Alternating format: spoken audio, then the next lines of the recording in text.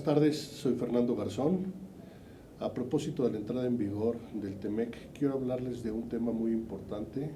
relacionado con el test de proporcionalidad y principio pro persona de los paneles laborales del capítulo 23.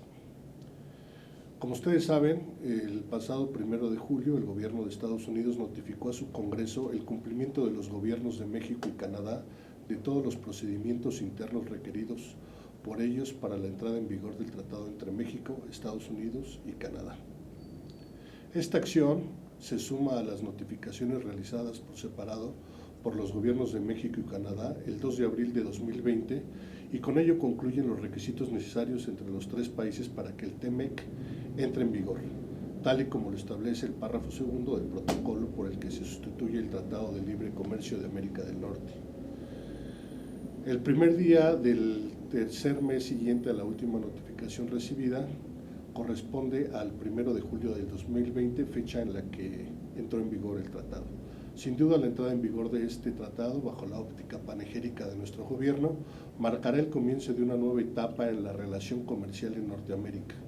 al apoyar un comercio aparentemente más equilibrado y recíproco, el cual conduce a mercados más libres, un comercio más justo y un crecimiento económico y sostenido en la región.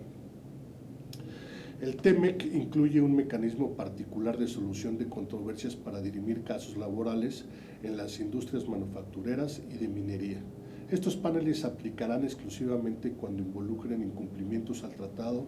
referentes a la aprobación de un líder sindical y a la constitución o modificación de un contrato colectivo. El mecanismo de solución de controversias incluye un periodo de 85 días para llegar a un entendimiento mutuo entre las partes a partir de que se notifique una aparente violación al TEMEC. Si no se satisface la presunta irregularidad en el plazo conciliatorio, se formará un panel conformado por 3 panelistas. Por ejemplo, podría ser uno designado por México, otro por Estados Unidos y un tercer país, pero siempre de común acuerdo. Si la elección de este último no se consensa, se elige aleatoriamente al país que tomará la decisión, lo que dejaría en manos extranjeras la aplicación del derecho con efectos vinculantes. Ahora bien, de acuerdo con el artículo 107 de la Ley de Amparo, reglamentaria de los artículos 103 y 107 de la Constitución Política,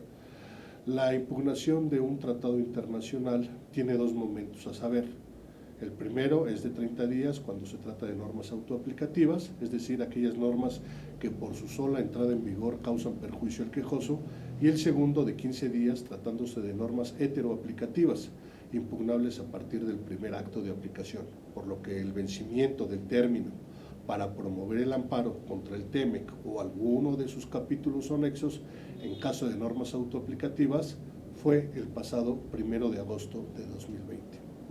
Por supuesto que no se trata de querer impugnar un tratado nada más así porque sí, sino se trata de cumplir con una serie de requisitos y argumentos que, traducidas en conceptos de violación,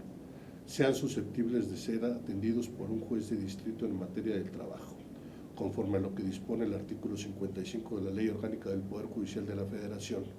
para lo cual se deberá verificar si algún derecho humano reconocido por la Constitución Política de los Estados Unidos Mexicanos o por los tratados internacionales de los que el Estado mexicano es parte, se ha transgredido en materia de asociación sindical. Al efecto, el juzgador puede emplear diversos métodos o herramientas argumentativas que le ayuden a constatar si existe o no la violación alegada,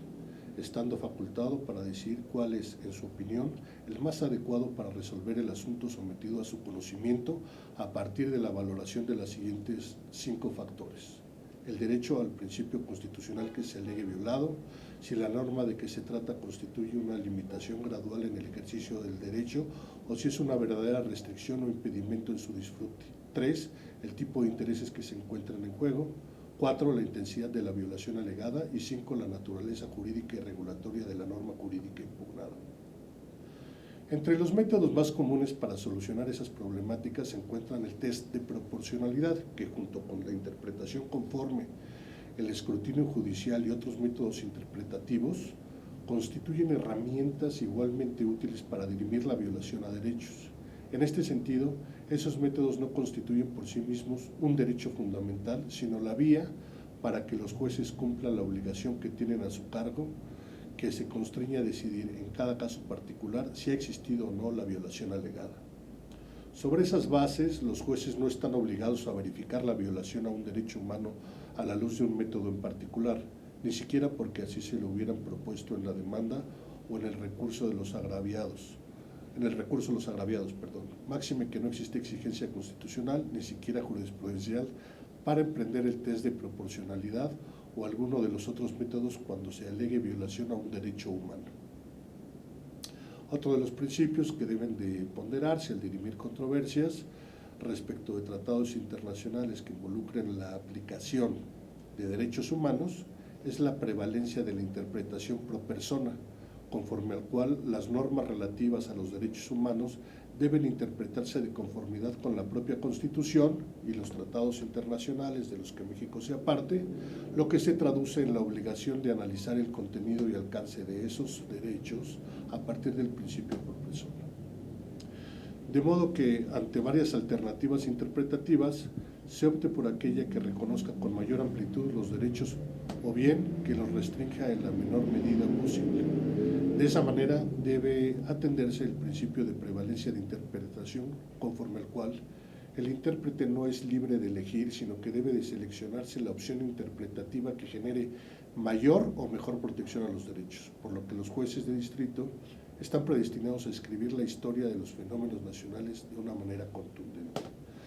Finalmente, amigos, es importante señalar que en el marco de la reforma laboral emprendida el 1 de mayo del 2019, se estableció la desaparición escalonada de las juntas locales federales de conciliación y arbitraje,